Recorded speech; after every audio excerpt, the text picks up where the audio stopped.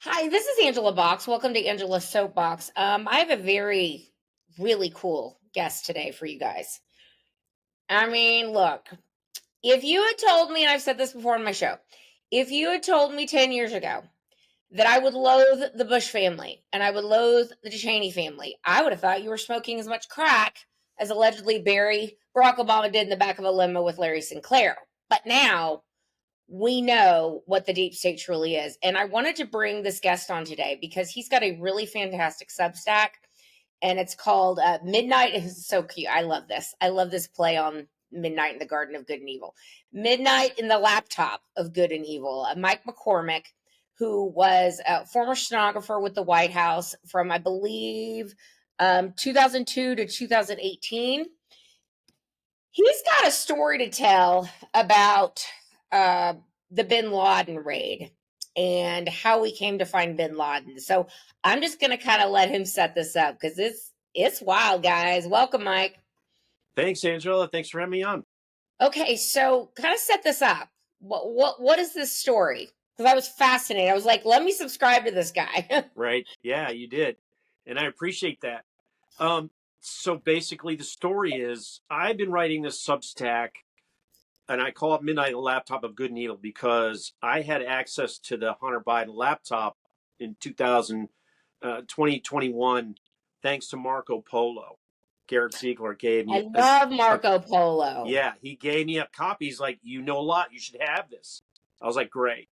So I started writing the He gave you Substack, a and copy of it. he gave me an actual copy. He just said, "Yeah, here."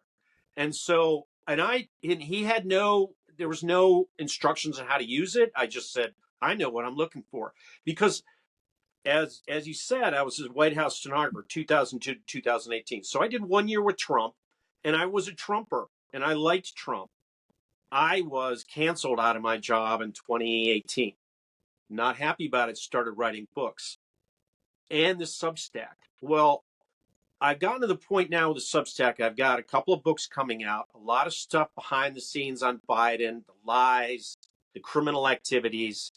None of it got investigated. I was down in front of congressional investigators 2 years ago, summer of 2024, Mm-hmm. um, to talk about what I knew. And they didn't use any of that to impeach what I said, which we should impeach Joe Biden. So what I started to do was look at other stuff. I came across recently some old documents that I had of a trip I took with Dick Cheney in 2005. We went to Iraq, we went to Afghanistan, and we went to Pakistan.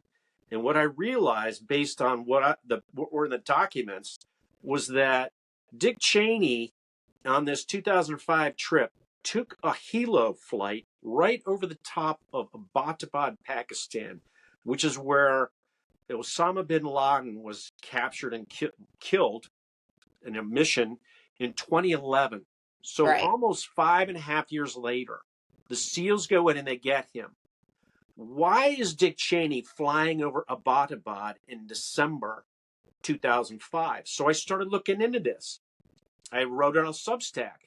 As I'm writing the Substack, and this is just last week, I went to I use Luxel. Luxel is a search engine that's a lot more searchable than Google or DuckDuckGo. It goes deep into stuff that those algorithms defend.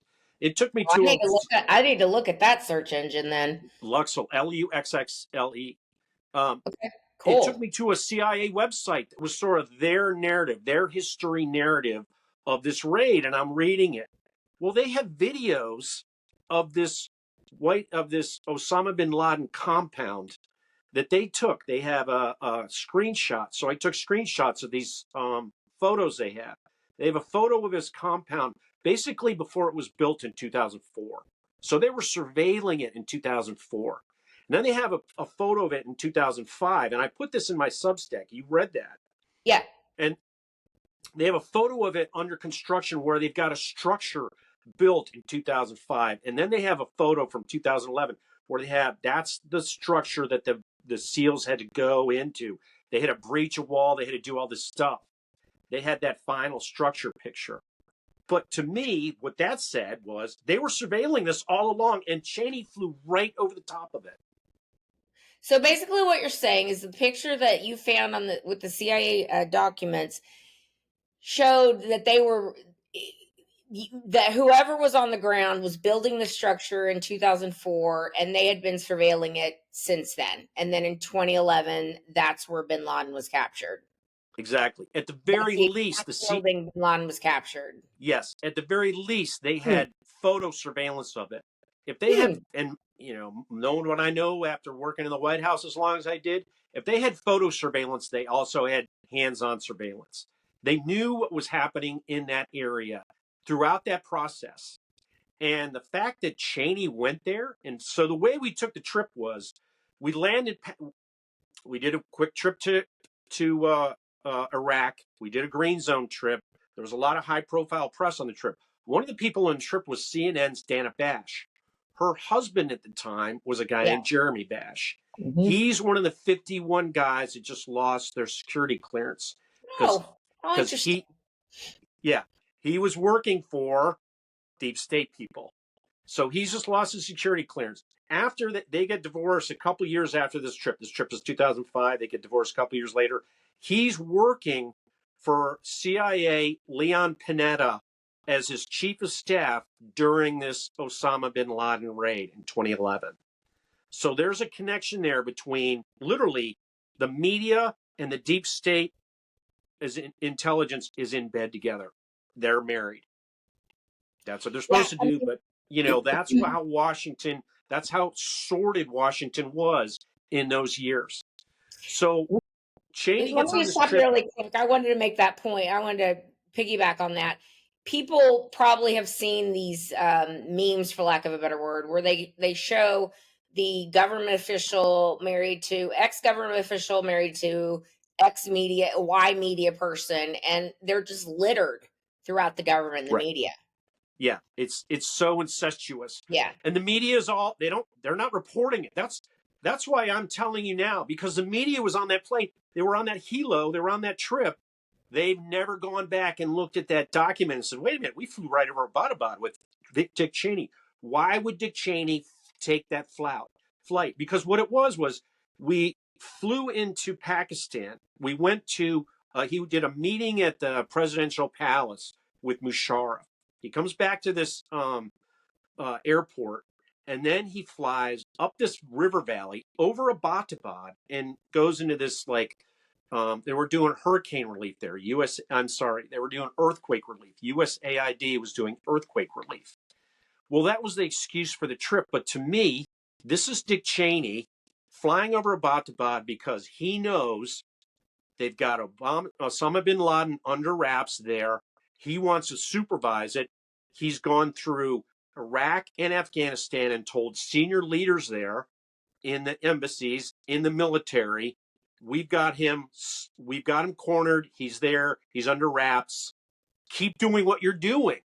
So they keep the war on terror underway without telling the public this is what we have. We're sending all these troops around the world, all this money, exposing our troops to danger and death, and exposing their families to the terrible outcomes of war, And while they dismemberment. know Osama bin Laden was where he was. They flew a helicopter right over where he was. They Mike, knew we're where gonna he pick this was. up. We're gonna pick this up in part two because there's a lot. There's a lot here, and you and I, and I also kind of want to hear behind the scenes of the different presidents you served with and vice presidents. I want to get your opinions on those. So look for part two, everybody. You're listening to Angela's Soapbox. I'll be right back with Mike McCormick.